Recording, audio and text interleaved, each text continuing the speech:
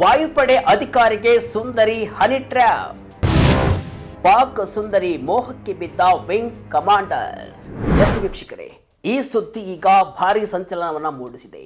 ದೇಶವನ್ನೇ ಕಾಯುವ wing commander Pak ಸುಂದರಿಯ ಮೋಹಕ್ಕೆ ಸಿಲುಕಿ ನಮ್ಮ ದೇಶದ ರಹಸ್ಯ ಮಾಹಿತಿಗಳನ್ನ ಶತ್ರು ರಾಷ್ಟ್ರಕ್ಕೆ ನೀಡಿದ್ದಾರೆ ಅಂದ್ರೆ ನೀವು ನಂಬ್ತೀರಾ? ನಂಬಲೇಬೇಕು. ಭಾರತೀಯ ವಾಯುಪಡೆಯ ಅತ್ಯಂತ ಉನ್ನತ ಅಧಿಕಾರಿಯೊಬ್ಬರೇ ಇವತ್ತು ಪಾಕಿಸ್ತಾನದ ಅತ್ಯಂತ ಕರಾಳ ಹನಿ ಟ್ರ್ಯಾಪ್ ಬಲೆಗೆ ಬಿದ್ದು ದೇಶದ ಅತ್ಯಂತ ರಹಸ್ಯ ಸೈನಿಕ ವಿವರಗಳನ್ನು ಲೀಕ್ ಮಾಡಿದ್ದಾರೆ. ಹೌದು ವೀಕ್ಷಕರೇ, ಇಡೀ ಭಾರತೀಯ ರಕ್ಷಣಾ ವಲಯವೇ ಬೆಚ್ಚಿ ಬೀಳುವಂತಹ ಅತ್ಯಂತ ಕಳವಳಕಾರಿ ಹಾಗೂ ಆಘಾತಕಾರಿ ದೇಶದ್ರೋಹದ ಘಟನೆಯೊಂದು ದೆಹಲಿಯಲ್ಲಿ ಬಯಲಾಗಿದೆ. ಭಾರತೀಯ ವಾಯುಪಡೆಯ ವಿಂಗ್ ಕಮಾಂಡರ್ ಅಧಿಕಾರಿಯನ್ನ ದೆಹಲಿ ಪೊಲೀಸರು ಈಗ ಅರೆಸ್ಟ್ ಮಾಡಿದ್ದಾರೆ. ತನಿಖೆಯನ್ನು ತೀವ್ರಗೊಳಿಸಿದ್ದಾರೆ.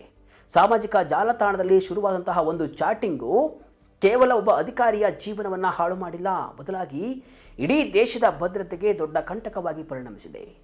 ದೇಶವನ್ನೇ ಕಾಯುವಂತಹ ಯೋಧ ಅಥವಾ ಅಧಿಕಾರಿ ಹನಿ ಟ್ರ್ಯಾಪ್ ಜಾಲಕ್ಕೆ ಹೇಗೆ ಬಿದ್ದರು ಅನ್ನೋದೇ ಈಗ ಭಾರಿ ಕುತೂಹಲವನ್ನು ಮೂಡಿಸಿದೆ.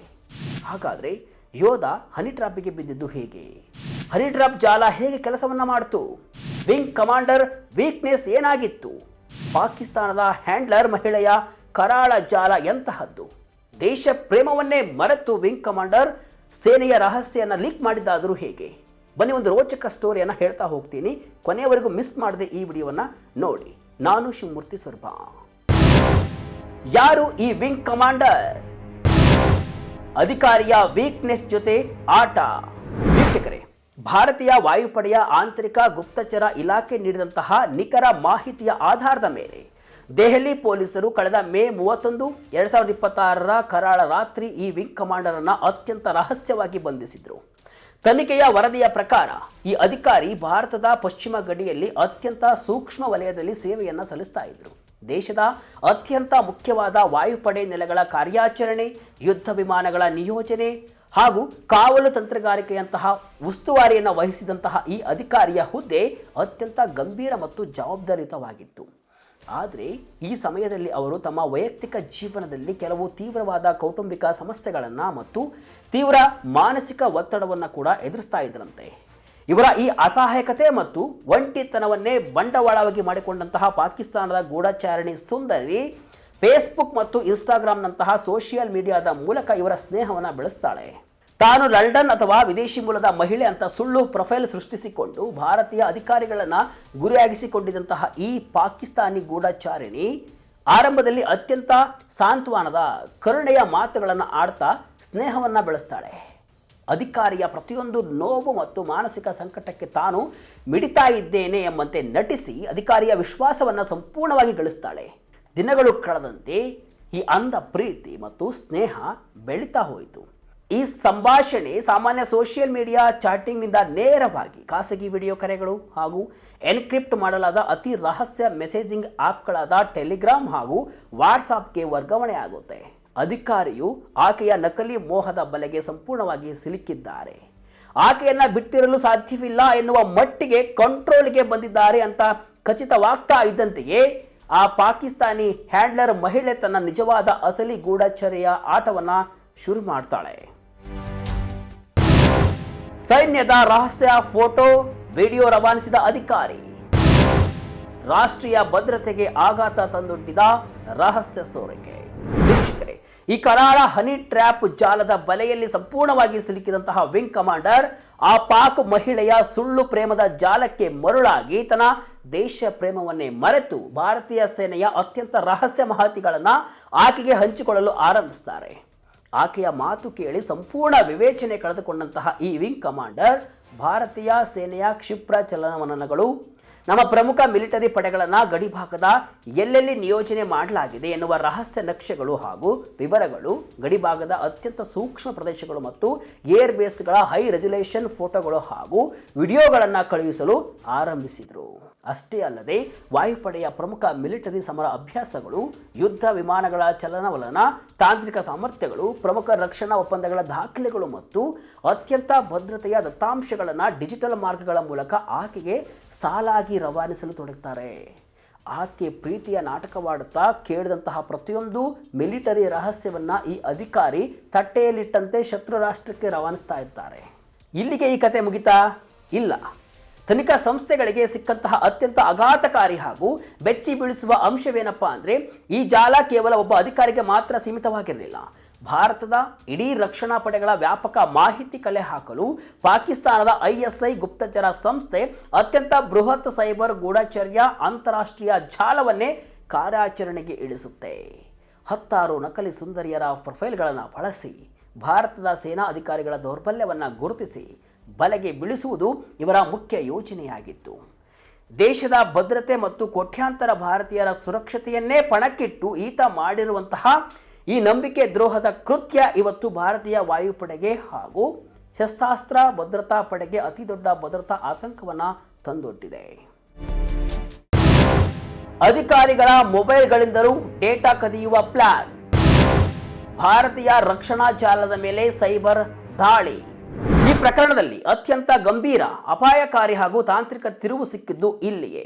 ಆ ಪಾಕಿಸ್ತಾನಿ ಗೂಢಾಚಾರಣೆ ಕೇವಲ ಈ ವಿಂಗ್ ಕಮಾಂಡರ್ನಿಂದ ಮಾಹಿತಿ ಪಡೆಯುವುದಕ್ಕೆ ಮಾತ್ರ ತೃಪ್ತಳಾಗಲಿಲ್ಲ. ಬದಲಿಗೆ ಭಾರತೀಯ ವಾಯುಪಡೆಯ ಉನ್ನತ ಮಟ್ಟದ ಇತರ ಅಧಿಕಾರಿಗಳ ಮೇಲೆಯೂ ಕೂಡ ಕಣ್ಣಿಡಲು ಹಾಗೂ ಅವರಿಂದಲೂ ರಹಸ್ಯ ಕದಿಯಲು ಸಂಚನ್ನು ರೂಪಿಸಿದಳು. ತನ್ನ ಪಾಕಿಸ್ತಾನಿ ಹ್ಯಾಂಡ್ಲರ್ಗಳ ನೀಡಿದಂತಹ ಆಜ್ಞೆಯಂತೆ ಆಕೆ ಈ ವಿಂಗ್ ಕಮಾಂಡರ್ಗೆ ಒಂದು ಚಾಟಿಂಗ್ ಅಥವಾ ಗೇಮಿಂಗ್ ಆಪ್ನಂತಹ ಲಿಂಕ್ ಅನ್ನು ಕಳುಹಿಸಿ ಅದನ್ನು ಅವರ ಜೊತೆಯಲ್ಲೇ ಕೆಲಸ ಮಾಡುವಂತಹ ಸಹೋದ್ಯೋಗಿ ಅಧಿಕಾರಿಗಳ ಮತ್ತು ಹಿರಿಯ ಕಮಾಂಡರ್ಗಳ ಮೊಬೈಲ್ ಫೋನಲ್ಲಿ ಹೇಗಾದರೂ ಮಾಡಿ ಇನ್ಸ್ಟಾಲ್ ಮಾಡುವಂತೆ ಸೂಚನೆಯನ್ನು ಕೊಡ್ತಾಳೆ. ಅದು ಯಾವುದೇ ಸಾಮಾನ್ಯ ಆ್ಯಪ್ ಆಗಿರಲಿಲ್ಲ. ಬದಲಾಗಿ ಫೋನ್ನ ಆಪರೇಟಿಂಗ್ ಸಿಸ್ಟಮ್ ಮೇಲೆ ಸಂಪೂರ್ಣ ನಿಯಂತ್ರಣ ಸಾಧಿಸುವಂತಹ ಸ್ಪೈವೇರ್ ಅಥವಾ ರಿಮೋಟ್ ಆಕ್ಸೆಸ್ ಮ್ಯಾಲ್ವೇರ್ ಆಗಿತ್ತು. ಒಂದು ವೇಳೆ ಈ ಆ್ಯಪ್ ಇನ್ಸ್ಟಾಲ್ ಆಗಿದ್ರೆ ಆ ಮತ್ತೊಬ್ಬ ಅಧಿಕಾರಿಯ ಫೋನ್ನಲ್ಲಿದ್ದಂತಹ ಅತ್ಯಂತ ರಹಸ್ಯ ಫೈಲ್ಗಳು, ಸೇನಾ ಡೇಟಾ, ಅವರ ವೈಯಕ್ತಿಕ ಕರೆಗಳ ಅತ್ಯಂತ ಸೂಕ್ಷ್ಮ ಧ್ವನಿ ಮುದ್ರಣ ಹಾಗೂ ಅವರ ಲೈವ್ GPS ಲೊಕೇಶನ್ ನೇರವಾಗಿ ಪಾಕಿಸ್ತಾನದಲ್ಲಿದ್ದಂತಹ ನೆಟ್ವರ್ಕ್ ಮತ್ತು ಹ್ಯಾಕರ್ಸ್ ಕೈ ಸೇರ್ತಾ ಇತ್ತು. ಅಂದರೆ ರಕ್ಷಣಾ ಇಲಾಖೆಯ ಸಂಪೂರ್ಣ ಸೈಬರ್ ಜಾಲವನ್ನೇ ಸಂಪೂರ್ಣವಾಗಿ ಹ್ಯಾಕ್ ಮಾಡಿ ಭಾರತೀಯ ಮಿಲಿಟರಿ ಸಂವಹನ ವ್ಯವಸ್ಥೆಯನ್ನು ವಶಕ್ಕೆ ಪಡೆಯಲು ಶತ್ರು ದೇಶಗಳು ಅತ್ಯಂತ ರಹಸ್ಯ ಸಂಚು ಹೆಣೆದಿದ್ದುವು.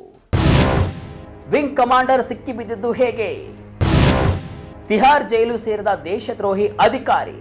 ಪಾಕಿಸ್ತಾನಕ್ಕೆ ನಿರಂತರವಾಗಿ ರಹಸ್ಯ ಮಾಹಿತಿಗಳನ್ನು ಲೀಕ್ ಮಾಡ್ತಾ ಇದ್ದಂತಹ ಈ ವಿಂಗ್ ಕಮಾಂಡರ್, ಇದರ ನಡೆಗಳು ಹಾಗೂ ಅವರ ಇಂಟರ್ನೆಟ್ ಬಳಕೆಯ ಮಾದರಿ ಮಿಲಿಟರಿ ಆಂತರಿಕ ತನಿಖಾಧಿಕಾರಿಗಳಿಗೆ ಅನುಮಾನ ಮೂಡಿಸುತ್ತೆ. ತಕ್ಷಣವೇ ಅಲರ್ಟ್ ಆದಂತಹ ವಾಯುಪಡೆಯ ಆಂತರಿಕ ಗುಪ್ತಚರ ಇಲಾಖೆ ಈತನ ಮೇಲೆ ದಿನದ 24 ಗಂಟೆಯೂ ಅತ್ಯಂತ ಕಟ್ಟುನಿಟ್ಟಿನ ಕಣ್ಣಿಟ್ಟಿತ್ತು. ಈ ವಿಂಗ್ ಕಮಾಂಡರ್ನ ಸಂಶಯಾಸ್ಪದ ನಡವಳಿಕೆಗಳು, ಅವರ ಡಿಜಿಟಲ್ ಹೆಜ್ಜೆ ಗುರುತುಗಳು ಹಾಗೂ ಇಂಟರ್ನೆಟ್ ಚಟುವಟಿಕೆಗಳು ವಾಯುಪಡೆಯ ಅತ್ಯಾಧುನಿಕ ಎಲೆಕ್ಟ್ರಾನಿಕ್ ಕಣ್ಗಾವಲಿನಲ್ಲಿ ಮತ್ತು ಸೈಬರ್ ಗೂಢಚರ್ಯ ಕೌಂಟರ್ ಇಂಟೆಲಿಜೆನ್ಸ್ ತಂತ್ರಜ್ಞಾನದಲ್ಲಿ ರೆಡ್ ಸಿಗ್ನಲ್ ನೀಡ್ತಾ ಸಿಕ್ಕಿಬಿದ್ದುವು. ವಾಯುಪಡೆಯ ಹಿರಿಯ ಅಧಿಕಾರಿಗಳು ತಕ್ಷಣವೇ ಕಾರ್ಯಾಚರಣೆಗೆ ಇಳಿದು ಈತನ ಮೇಲೆ ನಿಗಾ ಇಟ್ಟು ಅತ್ಯಂತ ಕರಾರುವಕ್ಕಾಗಿ ಸಾಕ್ಷ್ಯಾಧಾರಿತವಾಗಿ ಡಿಜಿಟಲ್ ಹಾಗೂ ತಾಂತ್ರಿಕ ಸಾಕ್ಷ್ಯಗಳನ್ನು ಸಂಗ್ರಹಿಸುತ್ತಾರೆ.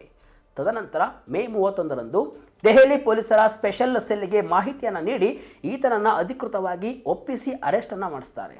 ಸದ್ಯ ಇಡೀ ಪ್ರಕರಣದ ಪ್ರತಿಯೊಂದು ಡಿಜಿಟಲ್ ಹಾದಿ, ಸರ್ವರ್ ಮಾಹಿತಿ ಮತ್ತು ಸಂವಹನಗಳನ್ನು ಟ್ರ್ಯಾಕ್ ಮಾಡ್ತಾ ಇರುವಂತಹ ಭಾರತದ ತನಿಖಾ ಸಂಸ್ಥೆಗಳು ಈ ಅಧಿಕಾರಿ ಜಗತ್ತಿನ ಇತರೆ ಯಾವೆಲ್ಲ ದೇಶಗಳ ಹ್ಯಾಂಡಲರ್ಗಳಿಗೆ ಹಾಗೂ ಸೈಬರ್ ಗೂಢಾಚಾರ್ಯಗಳಿಗೆ ಭಾರತೀಯ ಸೇನೆಯ ಮಾಹಿತಿಯನ್ನು ನೀಡಿದ್ದಾರೆ ಹಾಗೂ ಈ ಬೃಹತ್ ಜಾಲದಲ್ಲಿ ವಾಯುಪಡೆಯ ಅಥವಾ ಇತರ ಪಡೆಗಳ ಇನ್ನೂ ಯಾರ್ಯಾರು ಭಾಗಿಯಾಗಿದ್ದಾರೆ ಎಂಬುದರ ಬಗ್ಗೆ ತೀವ್ರ ವಿಚಾರಣೆಯನ್ನು ಹಾಗೂ ಶೋಧವನ್ನು ನಡೆಸಿದ್ದಾರೆ.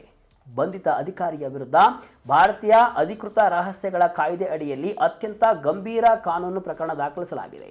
ಆರಂಭದಲ್ಲಿ ದೆಹಲಿ ಪೊಲೀಸರ ಸ್ಪೆಷಲ್ ಸೆಲ್ ಕಸ್ಟಡಿಯಲ್ಲಿದ್ದಂತಹ ಅಧಿಕಾರಿಯನ್ನ ಸುದೀರ್ಘ ವಿಚಾರಣೆಗಳ ಒಳಪಡಿಸಿ ನಂತರ ನ್ಯಾಯಾಂಗ ಬಂಧನಕ್ಕೆ ಒಪ್ಪಿಸಲಾಗಿದೆ. ಈಗ ತಿಹಾರ್ ಜೈಲಿನಲ್ಲಿ ಇದ್ದಾರೆ. ಇಡೀ ಪ್ರಕರಣದ ತನಿಖೆಯನ್ನು ಪೂರ್ಣಗೊಳಿಸಿದ ದೆಹಲಿ ಪೊಲೀಸರು ಜುಲೈ 30ರಂದು ಸಕ್ಷಮ ನ್ಯಾಯಾಲಯಕ್ಕೆ ಸಾವಿರಾರು ಪುಟಗಳ ಬೃಹತ್ ಆರೋಪ ಪಟ್ಟಿಯನ್ನು ಕೂಡ ಸಲ್ಲಿಕೆ ಮಾಡಿದ್ದಾರೆ, ಅಂದರೆ ಚಾರ್ಜ್ ಶೀಟ್. ಪ್ರಸ್ತುತ ಕೇಂದ್ರ ಗುಪ್ತಚರ ಸಂಸ್ಥೆಗಳು ಮತ್ತು ದೆಹಲಿ ಪೊಲೀಸರು ಡಿಜಿಟಲ್ ಸುಳಿವುಗಳನ್ನು ಆಧರಿಸಿ ಆಳವಾದ ತನಿಖೆಯನ್ನು ಮುಂದುವರಿಸಿದ್ದಾರೆ. ಈ ಅಧಿಕಾರಿಯಿಂದ ಎಷ್ಟು ಪ್ರಮಾಣದ ಮಿಲಿಟರಿ ಮಾಹಿತಿ ಸೋರಿಕೆಯಾಗಿದೆ, ಈ ಮಾಹಿತಿ ಅಂತಿಮವಾಗಿ ಶತ್ರು ದೇಶದ ಯಾರ್ಯಾರಿಗೆ ತಲುಪಿದೆ ಮತ್ತು ವಿದೇಶದಲ್ಲಿದ್ದುಕೊಂಡು ಈ ಸೈಬರ್ ನೆಟ್ವರ್ಕ್ ನಿರ್ವಹಿಸ್ತಾ ಇದ್ದಂತಹ ಆ ಅಸಲಿ ಹ್ಯಾಂಡ್ಲರ್ಸ್ ಯಾರು ಎಂಬುದನ್ನು ಕೂಡ ಈಗ ಪತ್ತೆ ಹಚ್ಚಲಾಗ್ತಾ ಇದೆ.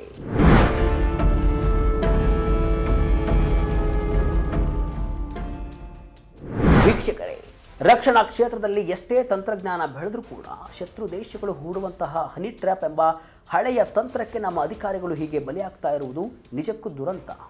ಸೋಷಿಯಲ್ ಮೀಡಿಯಾದಲ್ಲಿ ಪರಿಚಯವಿಲ್ಲದ ವ್ಯಕ್ತಿಗಳ ಜೊತೆಗಿನ ಅತಿಯಾದ ಆಪ್ತತೆ ದೇಶದ ಭದ್ರತೆಗೆ ಎಷ್ಟು ದೊಡ್ಡ ಅಪಾಯ ತಂದೊಡ್ಡಬಲ್ಲದು ಎಂಬುದಕ್ಕೆ ಈ ಘಟನೆಯೇ ಸಾಕ್ಷಿ. ಇದು ಭಾರತೀಯ ರಕ್ಷಣಾ ವಲಯಕ್ಕೆ ಒಂದು ಗಂಭೀರ ಎಚ್ಚರಿಕೆಯ ಗಂಟೆಯಾಗಿದೆ. ದೇಶದ ಆಕಾಶವನ್ನು ಮತ್ತು ಗಡಿಗಳನ್ನು ಕಾಯಬೇಕಾದ ಉನ್ನತ ಅಧಿಕಾರಿಯೊಬ್ಬರು ಕ್ಷಣಿಕ ವ್ಯಾಮೋಹ ಹಾಗೂ ಹನಿ ಟ್ರ್ಯಾಪ್ ಜಾಲಕ್ಕೆ ಬಲಿಯಾಗಿ ದೇಶ ದ್ರೋಹ ಎಸಗಿರುವುದು ಅತ್ಯಂತ ಖೇದನೀಯ ಸಂಗತಿ. ಆಧುನಿಕ ಯುಗದಲ್ಲಿ ಶತ್ರು ರಾಷ್ಟ್ರಗಳು ಕೇವಲ ಶಸ್ತ್ರಾಸ್ತ್ರಗಳ ಮೂಲಕವಲ್ಲ, ಸೋಷಿಯಲ್ ಮೀಡಿಯಾದಂತಹ ಡಿಜಿಟಲ್ ಅಸ್ತ್ರಗಳ ಮೂಲಕವೂ ಕೂಡ ನಮ್ಮ ಭದ್ರತಾ ವ್ಯವಸ್ಥೆಯನ್ನು ಭೇದಿಸಲು ಹೊಂಚು ಹಾಕುತ್ತಿವೆ ಎಂಬುದಕ್ಕೆ ಈ ಪ್ರಕರಣವೇ ಸಾಕ್ಷಿ. ಅಧಿಕಾರಿಗಳ ವೈಯಕ್ತಿಕ ದೌರ್ಬಲ್ಯಗಳು ದೇಶದ ಸುರಕ್ಷತೆಗೆ ಕಂಟಕವಾಗಬಾರದು. ಇಂತಹ ಕೃತ್ಯಗಳು ಸಾವಿರಾರು ಯೋಧರ ಬಲಿದಾನಕ್ಕೆ ಮಾಡುವಂತಹ ಅಪಮಾನ. ಈ ಬಗ್ಗೆ ನಿಮಗೆ ಏನನ್ನಿಸುತ್ತೆ? ಕಮೆಂಟ್ ಮೂಲಕ ತಿಳಿಸಿ. ಇದಿಷ್ಟು ಇವತ್ತಿನ ವಿಶೇಷ. ಇದೇ ರೀತಿಯ ಹಲವು ವಿಶ್ಲೇಷಣೆ, ಮಾಹಿತಿಯಷ್ಟೇ ಅಲ್ಲ, ಮನರಂಜನೆಯ ವಿಡಿಯೋಗಳಿಗಾಗಿ ವಿಜಯ ಕರ್ನಾಟಕ ವೆಬ್ಸೈಟ್, ಫೇಸ್ಬುಕ್ ಹಾಗೂ ಯೂಟ್ಯೂಬ್ ಪೇಜನ್ನು ಫಾಲೋ ಮಾಡ್ತಾ ಇರಿ. ಧನ್ಯವಾದಗಳು.